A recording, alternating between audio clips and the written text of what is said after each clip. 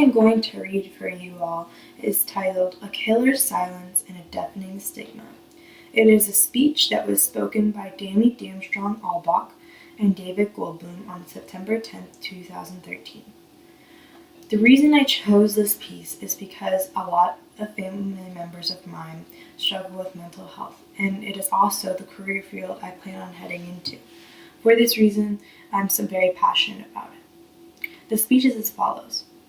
Suicide is a tragedy involving not only an individual, but also all those who are touched by the loss.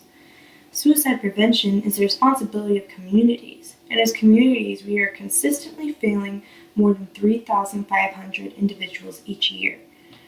Mothers and fathers, sons and daughters, and friends as colleagues.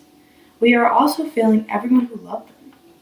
Yes, we need more research to better understand the complex causes that make people vulnerable to suicide, including the mental health problems and illnesses prevalent in up to 90% of victims.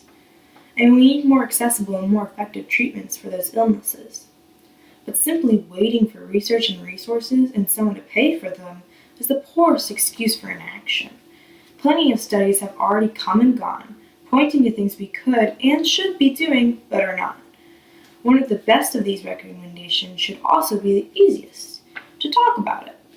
We've all heard that before, and likely more than once, yet here we are saying it again because clearly it's not happening enough still. Not in our living rooms, classrooms, or our workplaces. Not as families, communities, or as a country. Despite being one of the leading causes of death in Canada for those aged 15 to 34, suicide is the least talked about, and it is flourishing in our silence. We'll sit around and chat about all kinds of health issues at family gatherings, from a bad cold to a bout of cancer, but no one brings up the depression they've been struggling with, their sudden sense of hopelessness and despair. What stops us from telling them? Stigma is a terrible thing. It can take otherwise upstanding citizens and turn them into lethargic followers. It can make us afraid to talk or listen to more than 3,500 Canadians who will die by suicide this year. The negative attitudes and discrimination around mental illness and suicide are posing an enormous barrier to treatment and prevention, and are drowning out one of the conversations we need to be having, a conversation that can save lives. So let's get talking, and by doing so, help to prevent this crisis of suicide into the open, instead of letting it linger in silence among the many who are living in pain. The Canadian Association for Suicide Prevention and the Canadian Mental Health Association are just a couple of organizations that have information online about how to openly talk about suicide and mental health with the people we care about.